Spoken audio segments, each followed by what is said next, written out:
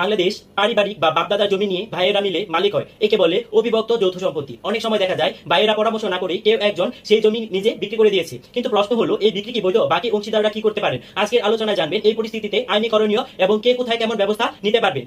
বাপদাদার জমি যৌথ মালিকানা কাকে বলে? বাপদাদার রেখে যাওয়া জমি সাধারণত ভাইয়েরা মিলে উত্তরাধিকার সূত্রে মালিক হয়ে থাকেন। যদি এই জমি এখনো ভাগ না হয় তাহলে তা অবিভক্ত সম্পত্তি হিসেবে বিবেচিত হয় এবং সকল ভাইয়ের সম্মতিতেই তা বিক্রি করতে হবে। একজন ভাই নিজের সিদ্ধান্তে বিক্রি করলে সেটা কি বৈধ হবে? না, কখনোই না। পুরো সম্পত্তি বিক্রি বৈধ নয়, কারণ তিনি শুধু নিজের অংশ বিক্রি করতে পারেন, অন্য ভাইয়ের অংশ বিক্রি করতে পারবেন না। আইনি দৃষ্টিভঙ্গি সিপিসি অনুযায়ী একজন কো শেয়ারার অংশীদার তার নিজের অংশ বিক্রি করতে পারেন, section 44 of transfer property act. তবে জমি ভাগ না হলে সেটা কোনো অংশে তা নির্ধারিত থাকে না, ফলে ক্রেতারা সমস্যায় পড়েন। বিক্রি হয়ে গেলে বাকি ভাইয়েরা কি করতে পারবেন? অবৈধ বিক্রয়ের বিরুদ্ধে আদালতে মামলা দায়ের করতে পারবেন। সুনির্দিষ্ট প্রতিকার আইন 1877 এর আওতায় বিক্রয় বাতিল বা বাতিল ঘোষণা চেয়ে আপনি মামলা দায়ের করতে পারবেন। জমি ভাগের জন্য আদালতে ভাগ চাইতে পারবেন। ভাগ চেয়ে বন্টন মামলা করতে হবে। দখল মুক্তির জন্য রিকভারির মামলা করা যেতে পারে যদি ক্রেতা অন্যদের অংশ জোরপূর্বক দখল করে নেয়। যিনি জমি কিনেছেন তার কি হবে? যদি তিনি জানতেন না যে এটা যৌথ মালিকানা সম্পত্তি এবং অন্যান্যদের সম্মতি নেই, তাহলে তিনি দায়ী হবেন না।